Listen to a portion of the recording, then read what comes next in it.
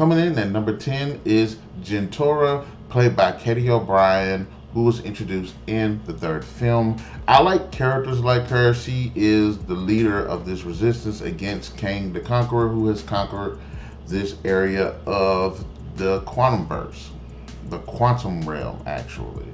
She's strong, she's passionate, she's a very interesting character, she looks good as hell, and she's pretty badass. And I really like characters like that. I will say, unfortunately, the film doesn't really give her a lot to do, nor does it really dive much into her backstory and or motivations outside of pretty much just being a rebel leader. Coming in at number 9, Bill Foster, played by Lawrence Fishburne. Bill Foster is a character that was actually an associate of Hank Pym and helped develop the idea of working to discover the quantum realm. He's actually a pretty cool character, and yes, there is an animosity between the two characters, but the man is actually pretty humble, he's pretty interesting, he's pretty cool, and you see how loyal he is, especially given his loyalty to the character of Ava Starr. Definitely would like to see more from that character in the future. Coming in at number 8 is Sonny Birch, played by Walter Goggins. Now, Sonny Birch is a black market dealer, and the reason why I like his character so much is not because he's money hungry. I like it because he actually is an outside party that's not a superpowered being that's actually trying to cash in on what's going on. Similar to Michael Keaton's Vulture, who end up taking the technology from the Chitauri and cashing in on it. I feel like Walter Goggins' character actually has like a similar goal. Yes, it's money and everything, but it's just I like him. He's kind of a sleazy guy, and it's interesting to see a character like that in the MCU. Just a guy just want money and everything, who isn't superpowered, who isn't like bent on world destruction or revenge or anything. He's just a pretty basic dude, what you would consider a black market dealer. I like coming in number 7, Louise, played by Michael Pena. And the reason why I like Louise's character because he is a very cool guy to his core. He's likable, he's loyal, and definitely the humor there. Like his relationship that he has with Scott and how far he's willing to go. I think his character is pretty grounded with the humor. Yes, he has some moments here and there, but I actually like the fact that he isn't really over the top. Pretty much, which I don't like the other two characters that T.I. and another guy played. But T.I.'s character and another guy, don't really like them. But I do like Louise's character, and I wish he could have had a role in the third film.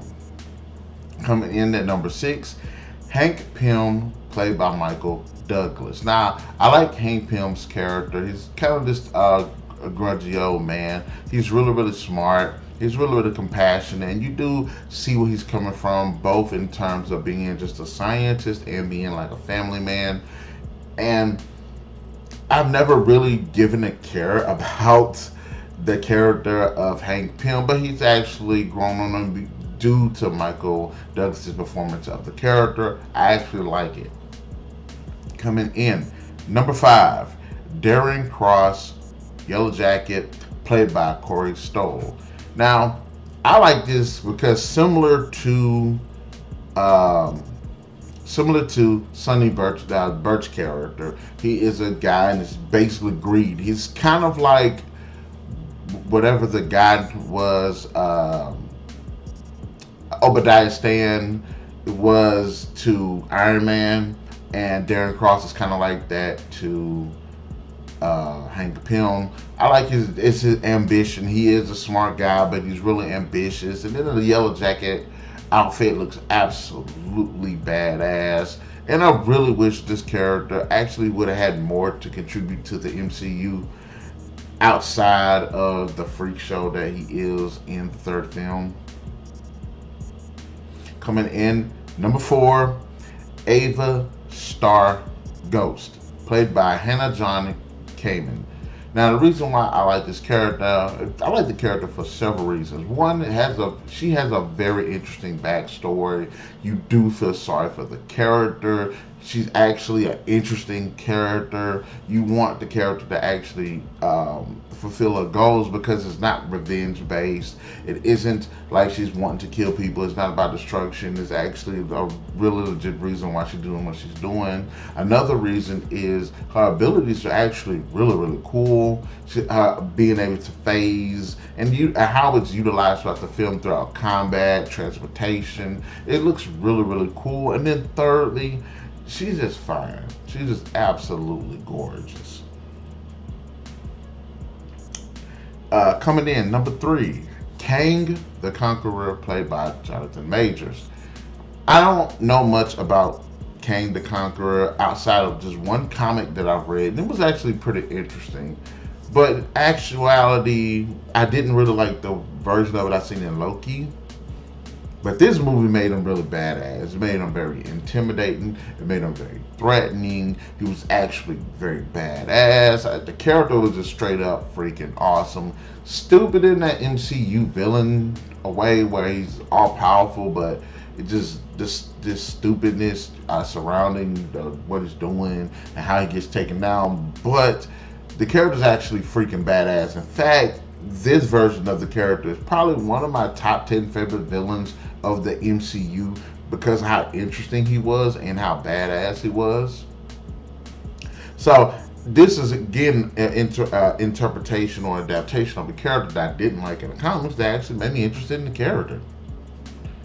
Coming in, number 2, Hope van Dyne, Wasp, played by Evangeline Lilly. Now that's not saying that. Now, not just the fact that I'm a fan of the actress. I think she is freaking phenomenal as the character. She's awesome. The issue I had with the first film was the fact that we didn't get to see her in a wash suit in the first film, but the second film definitely made up for it. Showed that she's exceptionally badass. She's exceptionally skilled. And again, Wasp is one of those characters I didn't really care about. I didn't really think she was interesting, but this actress did a fantastic job not only making me like the character, even though it's a different interpretation of the character and not a direct copy of the character from the comics. She was actually pretty interesting, badass, looks exceptionally good. And I just like the dynamic that she has with Scott, being kind of the more serious, but not too serious. It kind of reminds me of the relationship between Star-Lord and Gamora. Well, she's kind of like the Gamora type, and she's actually pretty badass. And she's probably one of the female superheroes in the MCU that isn't like cringeworthy to me. So, anyways, I actually like her character, and I think she contributes a lot to the Ant-Man franchise without overshadowing Ant-Man, of course.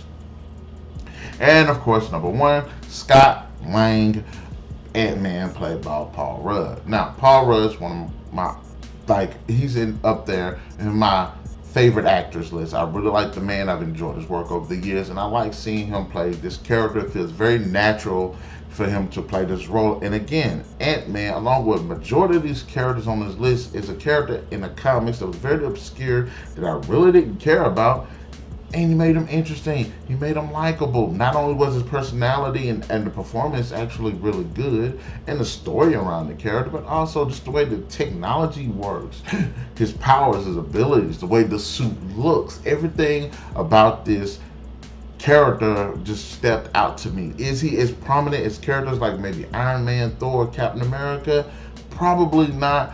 But he's definitely he might be a tier below him, but he's still very interesting to me. He's more interesting to me in the way it's been presented in the MCU than like Doctor Strange is. And I know a lot of people like Doctor Strange, but I actually liked Scott Lang in this film. Thought it was a pretty cool character. So Ant-Man, number 1 favorite character from the Ant-Man film series.